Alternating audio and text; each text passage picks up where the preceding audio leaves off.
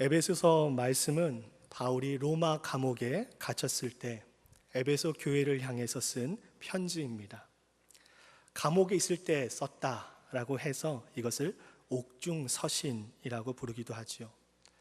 우리가 읽은 이 에베소서는 총 6장으로 구성되어 있는데 1에서 3장까지는 유대인과 이방인이 예수 그리스도로 인해서 구원을 받아서 하나의 구속 공동체인 교회의 일원이 되었다라는 것에 대해서 설명을 해주고 있습니다. 그리고 4장부터 6장까지는 교회 구성원이 된 성도가 어떻게 구원에 합당한 삶, 새로운 삶을 살아야 하는가에 대해서 다루고 있습니다. 오늘 본문 말씀이 4장이니까 바로 구원받은 자로서 그리스도인이 어떻게 이 구원에 합당한 삶을 살아야 되는지, 새로운 삶을 살아야 되는지에 대한 내용을 기록하고 있는 것입니다. 오늘 저는 여러분들과 함께 이 본문 말씀을 통해서 구원받은 자로서 교회 공동체 내에서 어떤 모습을 가지고 살아야 하는지에 대해서 집중적으로 말씀을 나누고자 합니다. 어떤 조직이나 공동체에는 그 조직이 잘 유지될 수 있도록 하는 최소한의 규칙이 있습니다. 학교에는 교칙이 있고 우리가 살고 있는 이 캐나다에는 연방법과 지방법이 있습니다. 또 우리 조국 대한민국에는 헌법이 있습니다. 이러한 법들을 지킴으로 인해서 조직과 공동체는 조화롭게 살아갈 수 있는 것입니다. 오늘 본문에서 사도 바울은 에베소 교회가 하나의 공동체로서 그 정체성과 생명력을 유지하기 위해서 지켜야 할 기본 자세, 성도로서 지켜야 할 기본 법에 대해서 다루고 있습니다. 1절부터 자세히 살펴보겠습니다. 1절 시작을 보니까 그러므로 라고 시작을 하고 있습니다. 여기서 그러므로 라는 것은 1장에서 3장까지의 말씀을 종합한 것을 의미합니다. 1장에서 3장은 앞서 말씀드린 것처럼 유대인과 이방인이 예수 그리스도로 인해서 구원을 받아서 하나의 공동체인 교회를 이루었다라는 것을 말해주고 있죠. 그러니까 이렇게 하나의 공동체로서 구원받은 사람들이 모인 공동체가 여기에 모인 사람들이 어떤 삶을 살아야 하는지에 대해서 그러므로라는 단어를 통해서 이제 정리를 해주고 있는 것입니다. 이어서 나온 것이 주 안에서 갇힌 내가 너희를 권하노니 라고 이렇게 말씀하고 있습니다. 바울은 지금 로마 감옥에 갇혀 있죠. 복음을 전하다가 감옥에 갇혀 있는 것입니다. 바울은 순전히 복음을 전하다가 예수님으로 인해서 지금 감옥에 갇혀 있는 것입니다. 사람들은 저마다 가치관을 가지고 있습니다. 그리고 자기가 최고의 가치로 여기는 것에 시간과 돈을 기꺼이 사용합니다. 바울에게 있어서 최고의 가치는 무엇이었습니까? 그것은 복음이었습니다. 복음을 전하는 일이라면 자신의 목숨까지도 기꺼이 내놓을 수 있는 사람이 바로 사도 바울이었습니다. 그래서 빌립보서 3장 7절과 8절에서 보면 복음을 위해서 자신이 알고 있는 지식, 부, 명예, 그 어떤 것도 전부 배설물로 여겨버린다고 바울은 고백을 했습니다. 바울은 그가 말한 그대로 복음을 가장 귀한 것으로 여기고 그 복음을 전하다가 지금 로마 감옥에 갇혀 있는 것입니다. 그런 그가 에베소 교회에게, 아니 지금 이 시대를 살고 있는 저와 여러분에게, 또 우리 공동체에게 말씀하고 있는 것입니다. 무엇라 말씀하고 있습니까? 너희가 부르심을 받은 일에 합당하게 행하라. 부르심을 받은 일에 합당하게 행하라. 여기서 부르심을 받은 일이라는 이 문장의 원어는 에클레데테라고 하는데요, 이것은 교회라고 하는 헬라어 에클레시아와 같은 그런 어근을 가지고 있습니다. 그래서 이것을 종합해서 해석을 해보면 하나님으로부터 부르심을 받은 사람들은 개인으로 부르심을 받음과 동시에 교회라는 하나의 공동체로서, 그 공동체의 일원으로서 부르심을 받았다라는 것을 말해주고 있는 것입니다. 그리스도인으로 하나님께 개인적으로 부름을 받았지만 그 사람은 동시에 교회라는 공동체의 일원으로 이름으로 부름을 받은 사람들이라는 것입니다. 한국에서 지금 20세 이하 월드컵이 한창입니다. 한국은 기니, 아르헨티나, 또 잉글랜드가 속한 조에서 기니에게는 3대 0으로, 아르헨티나에게는 2대 0으로 승리를 거두었습니다. 그리고 마지막 잉글랜드에게는 아쉽게 0대 1로 져서 최종 2승 1패, 조 2위로 16강에 올라가서 이제 5월 30일에 포르투갈과 16강 경기를 하게 되었습니다. 우리나라 선수들이 굉장히 열심히 뛰고 있습니다. 여기 경기에 출전하는 선수들 한 명 한 명은 개인적으로 대표 선수로 이제 부름을 받았죠. 그리고 동시에 그들은 대한민국이라는 한 팀으로서 부름을 받은 것입니다. 그런 것처럼 우리 각자는 한 명 한 명이 하나님의 은혜로 말미암아 그리스도인으로 부름을 받았습니다.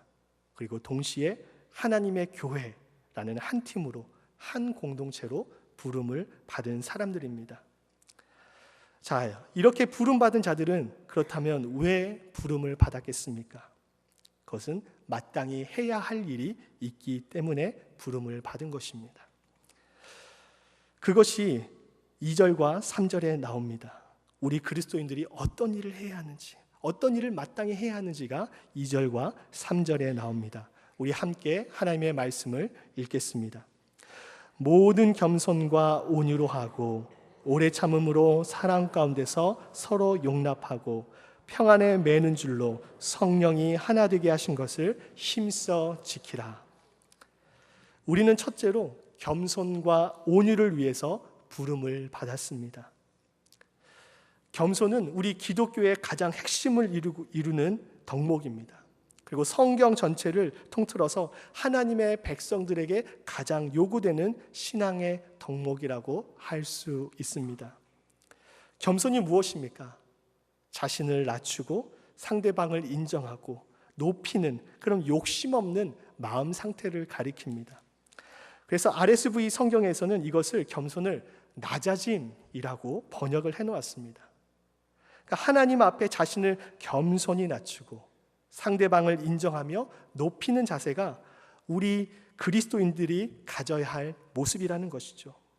그리고 그것을 위해서 우리가 한 공동체로서 부름을 받았다고 성경은 말씀하고 있습니다. 이어서 온유는 성령의 9가지 열매 중에 한 가지입니다. 이것은 내가 강한 힘을, 어떤 힘을 가지고 있지만 그것을 절제함으로 인해서 상대에 부드럽고 친절하게 대하는 것을 의미하지요. 어떤 주석을 보니까 이 온유를 표현하기를 뭐라고 표현했냐면, 거대한 화물선이 부두에 정박하려고 할 때 부두와 배 사이에 끼워진 고무 타이어와 같은 역할을 한다라고 표현을 했습니다. 거대한 화물선이 부두에 정착을 할 때 엄청나게 큰 충격이 발생하는데, 그때 배와 부두 사이에 있는 고무 타이어가 둘 사이에서 충격을 완화시켜주는 그런 쿠션 역할을 한다는 것이죠. 이것이 바로 온유라는 것입니다. 사람과 사람 사이에 있는 그 갈등과 마찰을 해결해주는, 완화시켜주는 것이 바로 온유라는 덕목입니다. 결국 이 겸손과 온유는 우리 그리스도인들이 교회 공동체 내에서 다른 사람들을 만날 때 어떻게 상대방을 대해야 하는지에 대해서 자세히 말해주고 있는 것입니다. 나를 겸손히 낮춰서 나보다 남을 귀히 여기고 내가 가지고 있는 어떤 능력을, 그 힘을 절제함으로 인해서 상대방에게 부드럽고 친절하게 대하는 것이 우리에게 필요한 모습이라는 것입니다. 이러한 겸손과 온유의 모습을 가장 잘 보여주신 분이 바로 예수 그리스도이십니다. 예수님은 하나님과 동등한 위치를 가지고 계셨습니다. 하지만 그것을 포기하시고 스스로 자신을 낮춰서 인간의 몸을 입고 이 땅에 오셨습니다. 그리고 십자가에 달려 돌아가심으로 인해서 겸손의 극치를 우리들에게 보여주셨습니다. 예수님께서 십자가에 달려 돌아가실 때 많은 사람들이 예수님을 때리고 조롱했습니다. 침을 뱉었지요. 심지어는 네가 진짜 하나님의 아들이라면 거기 십자가에서 한번 내려와 봐라 하는 이런 조롱소리도 들었습니다. 그러나 예수님은 끝까지 참으셨습니다. 오히려 그런 그들을 위해서 하나님께 기도했습니다. 하나님, 저들의 죄를 저들에게 돌리지 마십시오. 그러면서 온유의 모습을 보여주셨습니다. 예수님의 이러한 겸손과 온유의 모습이 오늘 이 시대를 살아가고 있는 저와 여러분들에게 필요한 모습입니다. 그리고 그것을 위해서 하나님은 저와 여러분들을 부르셨다는 사실을 기억하시기 바랍니다.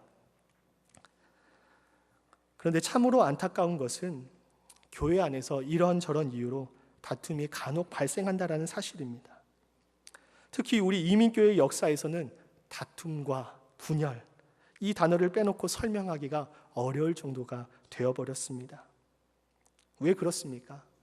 각자의 마음 안에 나 이 정도는 되는데, 나 이 정도 배웠고 잘 나가는 사람인데 하는 마음들이 우리 안에 깔려있기 때문입니다. 하나님은 그런 우리에게 겸손과 온유의 모습을 기대하고 계십니다. 시편 138편 6절에서는 이렇게 말씀합니다. 여호와께서는 높이 계셔도 낮은 자를 굽어 살피시며 멀리서도 교만한 자를 아심이니이다. 그리고 야고보서 4장 10절에서는 주 앞에서 낮추라, 그리하면 주께서 너희를 높이시리라 말씀하여 주셨습니다. 또 마태복음 5장 5절에서는 온유한 자는 복이 있나니 그들이 땅을 기업으로 받을 것이며 라고 예수님께서 말씀해 주셨습니다. 하나님은 이렇게 겸손히 자신을 낮추고 온유한 자에게는 그를 굽어 살펴주시고 높여주신다고 말씀하셨습니다. 또한 하나님의 나라를, 땅을 유업으로 주실 것이라고 말씀해 주셨습니다. 이러한 복들을 누리는 우리 모두가 되기를 주님의 이름으로 축원합니다. 우리 옆 사람과 다짐하는 의미에서 이렇게 인사했으면 좋겠습니다. 겸손하고 온유한 사람이 되겠습니다. 겸손하고 온유한 사람이 되겠습니다.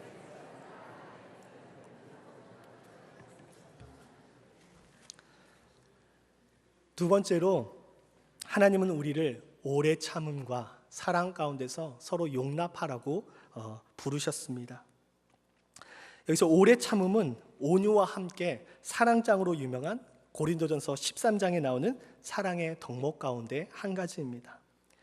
이 오래 참음의 원뜻을 살펴봤더니 분노로부터 거리가 먼 감정, 분노를 자제할 수 있는 감정이라는 뜻을 가지고 있습니다.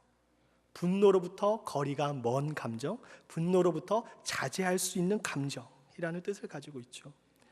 누군가 나를 조금 무시하고 나에게 서운하게 한다고 해서 그것에 대해서 내가 즉각적으로 반응하여 내 마음을 표출하는 것이 아니라 인내심을 갖고 화나고 서운한 마음을 나로부터 멀리 거리를 두는 것, 나와는 상관없는 감정으로 만들어 버리는 것이 바로 온유라는 것입니다. 오래 참음이라는 것입니다. 이러한 오래 참음의 모습을 우리는 하나님에게서 역시 발견할 수 있습니다. 하나님은 특별히 죄인에 대해서 오래 참으셨습니다. 이스라엘 백성들이 불평을 할 때마다, 또 하나님을 떠나서 이방신을 섬길 때마다 하나님은 오래 참으셨습니다. 그리고 우리가 죄인의 모습으로 있을 때 오래 참으심으로 말미암아 결국 여기에 있는 우리 모두가 하나님의 자녀가 될 수 있는 은혜를 누리게 된 것입니다. 만약 하나님께서 우리에 대해서 오래 참지 않으셨다면 지금 이 자리에 앉아 있을 수 있는 사람은 그 누구도 없을 것입니다. 우리는 매일매일 죄를 짓죠. 하나님의 말씀을 떠나서 내 욕심, 내 정욕을 따라서 사는 것이 우리들의 실상입니다. 그런데 만약 하나님께서 그런 우리들에 대해서 오래 참지 않으시고 우리의 행동 하나하나, 우리의 마음가짐 하나하나를 다 기억하시고 그것에 대해서 판결을 내리신다면 우리 모두는 지금 이 자리가 아니라 바로 지옥에 있을 것입니다. 하나님은 우리가 서로를 용납하시기를 원하십니다. 용납한다라는 것은 다른 사람을 있는 그대로 받아들이고 이해하는 그런 관대함을 갖는 것을 말하지요. 교회는 다양한 사람들이 모이는 곳입니다. 출신과 자라온 환경, 직업, 성격이 다르고 또 삶의 가치관이 다른 사람들이 한데 모인 곳이 바로 교회라는 집단입니다. 오늘 본문 말씀의 수신자인 에베소 교회도 유대인과 이방인들이 함께 신앙 공동체를 이루고 있는 교회였습니다. 이들은 한 공동체였지만 문화적으로, 종교적으로, 또 사상적으로 다양성을 가지고 있었지요. 이러한 상황 하에서 상대방을 그리스도의 사랑 안에서 겸손과 온유와 오래 참음으로 서로 용납하지 않는다면 그 교회는 결코 유지가 될 수 없을 것입니다. 설령 유지가 된다 하더라도 온전한 교회로서의 역할을 제대로 감당하지 못할 것입니다. 얼마 전 아버지 학교 교육을 받았습니다. 아버지 학교를 참여하면서 제가 느낀 것 중에 하나는 아내를, 우리 가족을 있는 그대로 존중하고 받아들여야 하겠다라는 그런 것을 느꼈습니다. 왜 부부간에, 부모와 자녀 간에 다툼이 일어날까요? 바로 상대를 있는 그대로 인정하지 않고 받아들이지 않기 때문입니다. 각기 다른 문화와 환경에서 20년, 30년, 많게는 40년 그 이상 이렇게 살아온 남자와 여자가, 그리고 부모와 자녀가 같은 생각, 같은 가치관을 갖는 것은 불가능한 일입니다. 그런데 우리는 이것을 인정하려 하지 않죠. 내 생각과 가치관을 상대에게 투영하고 받아들이라고 우리가 말하고 있는 것입니다. 그래서 다툼이 일어나는 것이죠. 그러나 남편이 아내를, 또 아내가 남편을, 부모가 자녀를, 자녀가 부모를 있는 그대로 존중하고 받아들일 때 그 가정은 건강한 가정, 행복한 가정이 될 수 있는 것입니다. 그리고 하나님은 이러한 모습을 우리 공동체에 기대하고 계신 것입니다. 그리고 이런 사람들이 많으면 많을수록 이 공동체는 건강해지는 것이죠. 서로의 연약함에 대해서 인정하고 있는 그대로 받아들이고 서로를 용납할 때 우리 교회는 더 건강한 교회, 하나님께서 기뻐하시는 교회가 될 줄 믿습니다. 그러나 안타까운 사실이 있습니다. 바로 우리가 연약하다라는 것입니다. 우리 안에는 겸손도 없고 온유도 없고 오래 참음도 없고 서로를 용납하는 모습도 쉽게 나올 수 없는 것이 인정할 수밖에 없는 사실입니다. 그렇다면 우리가 어떻게 겸손과 온유와 오래 참음으로 서로를 용납할 수 있겠습니까? 그 힘이 어디에서 나올 수 있겠습니까? 그것은 바로 예수 그리스도의 사랑에 있습니다. 우리 베드로전서 4장 8절 말씀을 함께 읽겠습니다. 무엇보다도 뜨겁게 서로 사랑할지니 사랑은 허다한 죄를 덮느니라. 아멘. 사랑은 허다한 죄를 덮습니다. 사랑은 어떠한 허물도 덮을 수 있는 힘을 가지고 있습니다. 이 사랑이 어디에서 나옵니까? 바로 예수 그리스도를 통해서 나온다라는 것입니다. 예수 그리스도의 십자가의 사랑을 맛본 자들은 그 사랑을 나눠줄 수 있게 되는 것입니다.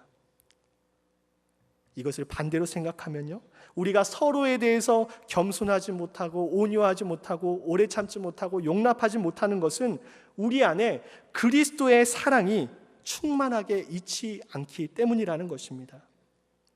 죄인 중에 괴수였던 우리를 아무런 대가 없이 용서해 주신 그 그리스도의 사랑을 우리가 충분히 경험하지 못하고 있기 때문에, 맛보지 못하고 있기 때문에, 내 안에 품고 있지 못하기 때문에 다른 사람들에 대해서 넓은 마음을, 포용의 태도를 갖지 못하고 있는 것입니다. 2010년 한국의 통계청의 자료입니다. 연령대별 3대 사망 원인에 대한 보고를 보면 10대에서 30대까지의 사망 원인 1위가 자살입니다. 그리고 40대에서 50대까지에서 사망 원인 2위가 또 역시 자살이죠. 2015년 통계에서는 자살이 사망 원인 순위에서 전체 5위를 차지했습니다. 이것을 연령대별로 다시 살펴봤더니 앞서 살펴본 2010년의 자료와 같이 10대에서 30대까지는 자살이 1위를 했고요, 40대에서 50대까지는 자살이 2위를 차지했습니다. 이렇게 자살이 많은 이유가 무엇일까요? 여러 이유가 있겠지만 그 중에 하나는 바로 사랑을 받지 못해서이기 때문이 아닐까요? 힘들고 어려운 현실이 나를 짓누르고 있을 때 그것을 상쇄할 수 있는, 상쇄해서 없애버릴 수 있는 그 사랑을 누군가로부터 받지 못해서 결국 자살을 선택한 것이 아니겠습니까? 2017년 기독교 윤리실천운동본부에서 한국 교회의 사회적 신뢰도에 대해서 조사를 했습니다. 그 결과가 이거였죠. 기독교를 신뢰하는가에 대해서 비기독교인들에게, 하나님을 믿지 않는 사람들에게 질문했더니 매우 신뢰한다, 이것이 2.1%, 약간 신뢰한다가 8.6%, 그래서 도합 10.7%의 신뢰를 기록했습니다. 굉장히 낮은 신뢰도지요. 어떻게 우리 기독교가 이렇게 됐겠습니까? 바로 우리 안에 예수님의 사랑이 없기 때문입니다. 하나님의 사랑을 경험한 사람은 하나님의 정직한 성품을 본받아서 정직합니다. 하나님의 사랑을 경험한 사람은 남을 배려하고 용납할 수 있습니다. 하나님의 사랑을 경험한 사람들은 다른 사람들을 사랑할 수 있습니다.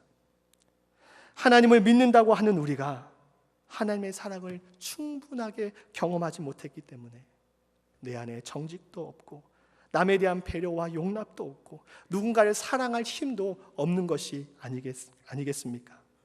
그렇기 때문에 이렇게 자살률이 높고 기독교에 대한 신뢰도가 낮게 형성된 것입니다.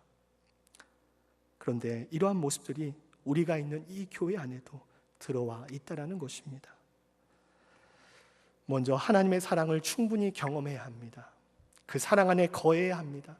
그래야 겸손하고 온유하고 오래 참고 용납할 수 있는 것입니다. 마지막으로 우리는 평안에 매는 줄로 성령이 하나 되게 하신 것을 힘써 지키도록 부르심을 받았습니다.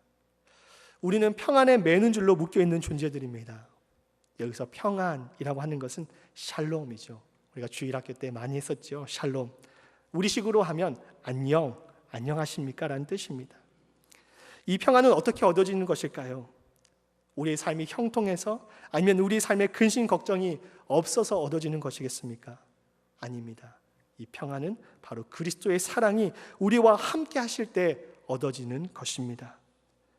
결국은 그리스도의 사랑이 있어야지만이 우리가 공동체로서 하나로 묶일 수 있다는 것을 성경은 분명하게 말해주고 있는 것입니다. 교회라는 공동체를 무엇으로 묶을 수 있겠습니까? 앞서 말씀드린 것처럼 우리는 각기 다른 환경과 문화, 직업과 가치관을 가지고 살고 있습니다. 어떻게 우리가 하나로 묶여질 수 있겠습니까? 바로 그리스도의 사랑이라는 대전제 하에서 우리가 묶여질 수 있는 것입니다. 그리고 이렇게 다양한 사람들이 모인 교회 공동체를 성령께서 하나가 되게 하신다고 성경은 말씀하고 있습니다. 이렇게 성령이 하나가 되게 하신 것을 또한 힘써서 지키라고 우리에게 더욱 권면하고 계십니다. 교회의 하나됨은 결코 저절로 되는 것이 아닙니다. 그것은 교회 구성원들 한 명 한 명이 서로 마음을 열고 서로를 섬기고 이해하고 존중할 때, 그리고 거기에 성령 하나님께서 함께 하시고 우리가 그것을 힘써 지키려고 할 때야, 그때서야 얻어지게 되는 것입니다. 그러면서 사도 바울은 교회가 하나가 되어야 하는 이유에 대해서 설명을 하고 있습니다. 왜 다양한 사람들이 모인 교회라는 공동체가 하나가 되어야 하는가? 그냥 각자 개인으로서 자신의 삶의 자리에서 그리스도의 향기를 바라면서 빛과 소금의 역할을 감당하면서 살아가도 되는데, 굳이 이 어려운 하나가 되어야 하는 일을 꼭 우리가 해야 하는지에 대해서 사도 바울은 설명을 하고 있습니다. 그 이유가 무엇입니까? 그것이 4절부터 6절까지의 말씀입니다. 4절부터 6절까지의 말씀은 바로 하나님께서 한 분이시기 때문이라는 것을 말씀해 주고 있습니다. 성부, 성자, 성령, 삼위일체 하나님은 세 위격을 가지고 계시지만 한 분이시죠.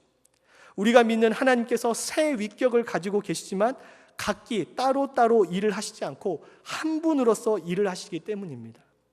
우리가 아버지라고 부르고 있는 하나님께서 세 위격인 성부, 성자, 성령이 서로 연합하여서 한 분으로 일하시기 때문에 자녀된 우리 역시도 그 하나님의 모습을 본받아서 하나의 공동체로서, 하나의 교회로서 존재해야 한다는 것이 바로 사도 바울의 주장입니다. 그리고 이 일을 위해서 저와 여러분들을 부르셨다는 것입니다. 우리는 이 일에 함께 동참하여 건강한 공동체, 하나님이 기뻐하시는 교회를 만들어갈 수 있기를 주님의 이름으로 축원드립니다. 이제 말씀을 맺고자 합니다. 하나님은 우리가 하나가 되기를 원하십니다. 여러분은 하나의 공동체로 하나의 교회가 되기 위해 부름받은 사람들입니다. 우리가 하나가 되어야 하는 이유는 바로 하나님께서 한 분이시고 성부, 성자, 성령께서 연합하여서 한 분으로서 일하시기 때문입니다. 우리가 하나가 되기 위해서는 상대에 대해서 겸손하고 온유하고 오래 참고 서로에 대한 용납하는 모습이 있어야 하겠습니다. 그러나 우리는 우리에게 이런 힘이 없음을 잘 알고 있습니다. 이러한 것들은 오직 하나님의 사랑을 경험한 자, 하나님의 풍성한 사랑을 맛본 자, 하나님의 그 풍성한 사랑을 내 안에 품고 있는 자만이 할 수 있는 것입니다. 우리가 하나님의 사랑을 맛보고 하나님의 사랑을 품음으로 인해서 평안에 매는 줄로 하나가 될 때 성령께서 우리가 하나됨을 친히 도와주실 것입니다. 그리고 그런 우리를 통해서 우리 공동체, 우리 교회를 통해서 하나님의 나라를 확장해 나가실 것입니다. 결국 우리에게는 하나님의 사랑이 필요합니다.